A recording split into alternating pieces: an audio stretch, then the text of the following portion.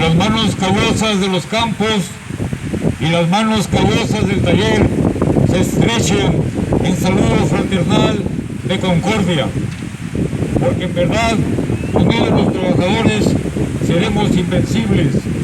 Somos la fuerza, somos el derecho, somos el mañana. General Emiliano Zapata, Tlaltizapán, Morelos, 1918. Hoy, a 102 años del asesinato, la traición en que fue masacrado el general Emiliano Zapata Salazar, sigue vigente su pensamiento y no queda nada más su lucha con los indígenas, ni con los campesinos, ni con los desposeídos del campo. Su lucha era por una sociedad más amplia, solidaria, en la cual no existieran las divisiones sociales del trabajo, en el cual, por el que fue nombrado a los 30 años de edad, en 1909, el indio Tlahuica, de San Miguel en Nenecuilco, Morelos, fue nombrado el representante de San Miguel para defender y recuperar las tierras, los montes y las aguas que le habían sido arrebatadas a las comunidades, principalmente de Morelos. Su lucha no fue únicamente agraria, campesina o indígena. Repito, su proyecto era nacional y en este escrito comunicado a las fuerzas de trabajadores, fuerzas sindicales de la ciudad, hace un llamado a la unidad, a acabar con los amos que explotan, con los estados, los gobiernos que reprimen y asesinan. Hubo un intento de recuperar el sentido social de la Constitución del 17, en los cuales el pensamiento zapatista, magonista y villista influyeron principalmente en los artículos referentes al trabajo, seguridad social, a la tierra, a la educación. En la época de Lázaro Cárdenas, un intento de calmar, de sofocar los movimientos agrarios que exigían el cumplimiento de la Constitución del artículo 27, el general Lázaro Cárdenas se puso a repartir tierras ante falsos ejidatarios. Muchos hacendados se disfrazaban de ejidatarios, entre su parentela y sus allegados fingían hacer un ejido y se quedaban con el mismo latifundio, la misma hacienda que tenían antes de la revolución, antes de Lázaro Cárdenas. Vemos ahora cómo en una lucha electorera, un personero, un caudillo, se la pasó 18 años buscando llegar al Ejecutivo Federal.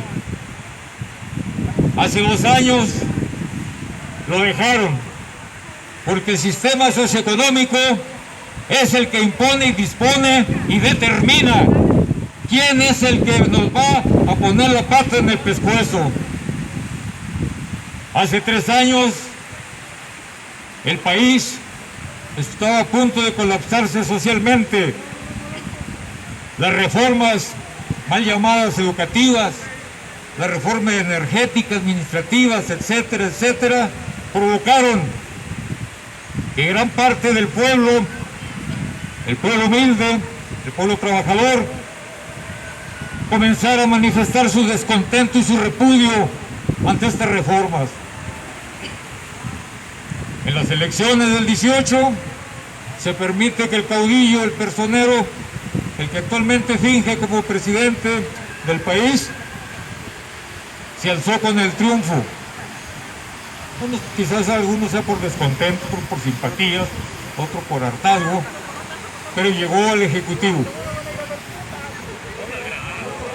Su lucha antes de tomar la silla presidencial estaba en la defensa del territorio, de los recursos, de los campesinos y del patrioterismo,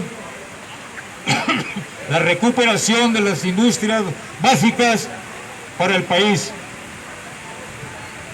Desgraciadamente, la toma del poder le hizo cambiar de opinión.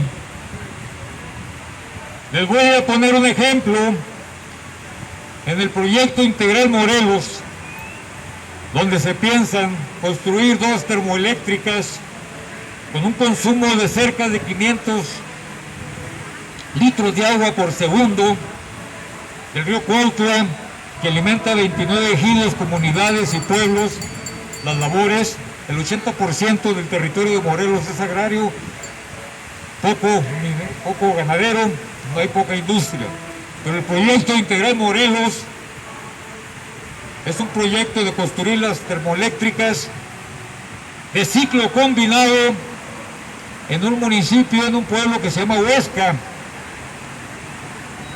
haciendo pasar el gasoducto que alimenta esta termoeléctrica por las faldas del cerro del Popocatépetl, zona volcánica donde está prohibido técnica y científicamente la construcción de gasoductos. El agua que va a recibir esta termoeléctrica, 280 litros por segundo, se va a extraer del río Cuautla, dejando a un 60% de los campesinos, agricultores, sin opción de tener agua para riego. Bueno, ante esto, en el 14, el señor que ahora nos desgobierna, no soy de derecha porque lo cuestiono, no chinguen, soy anarquista, había jurado y perjurado que no se iba a llevar a cabo la termoeléctrica de Huesca.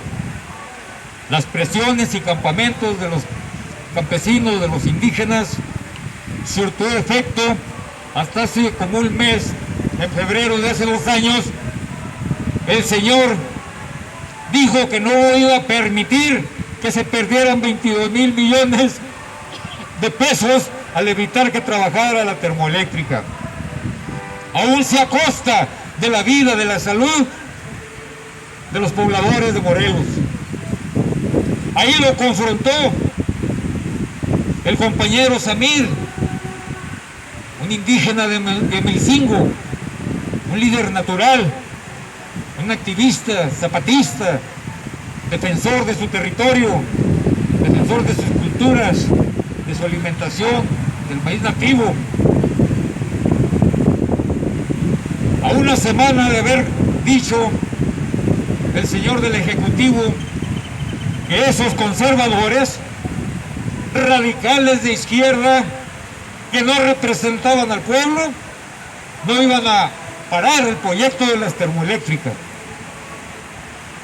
A la semana fue acribillado en las puertas de su casa el compañero Samir. No decimos que el Ejecutivo fue el autor intelectual, pero cuando abrió el hocico, abrió la puerta para que los cuerpos paramilitares acabaran con la vida del camarada Samir Flores. Y así, entre otras cosas, tenemos que la tierra de los indígenas, de los campesinos, antes despreciadas por la burguesía, por el capitalismo, ahora son duramente atacadas, duramente despojados de su tierra, con megaproyectos mineros, la explotación de la minería a cielo abierto, la explotación del oro, de la madera, del petróleo, del agua. La península de Yucatán y el Istmo se ha convertido en botín de los megaproyectos, de los grandes consorcios neoliberales que controlan el mundo. En lugar de detener la depredación y el despojo de los territorios, se sigue permitiendo y los más afectados, los poseedores del 60% del territorio nacional de propiedad social, son las comunidades originarias y los ejidos. Por eso, la privatización de las tierras ejidales por parte de Salinas en el 92, 93, con la reforma del 27 y las consiguientes reformas, Calderón y Peña Nieto, los agregados, para desaparecer la propiedad social, la propiedad comunal. El actual Ejecutivo no hace nada para detener este despojo, esta destrucción de las selvas de los Chimalapas, de la península de Yucatán, en las cuales se piensa desarrollar el Tren Maya con inversionistas extranjeros, y ahora entrega este tren al Ejército Federal. Otro acto de destrozo de la naturaleza y de acabar con los pueblos es el tren transísmico. Estos son parte del proyecto Puebla-Panamá para saquear a Centroamérica, saquear a México, principalmente en las selvas, en esas reservas de la biodiversidad que deben de ser conservadas y utilizadas por los pueblos originarios.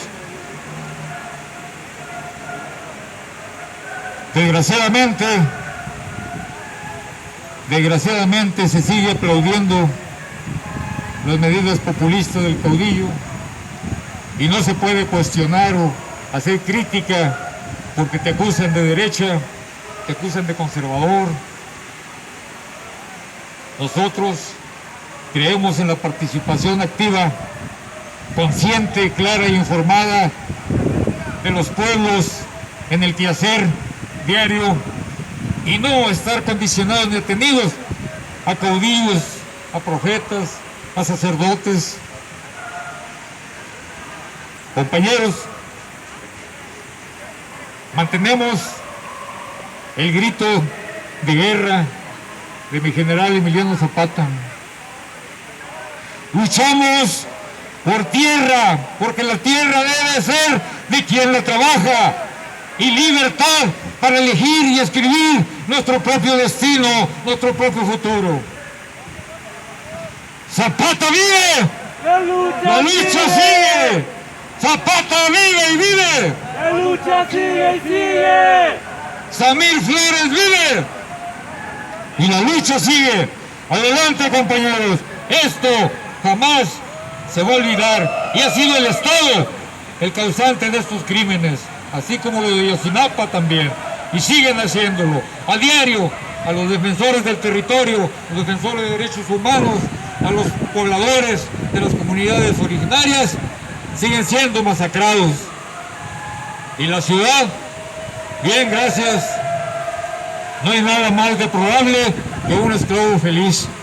Gracias, compañeros. Hasta la victoria.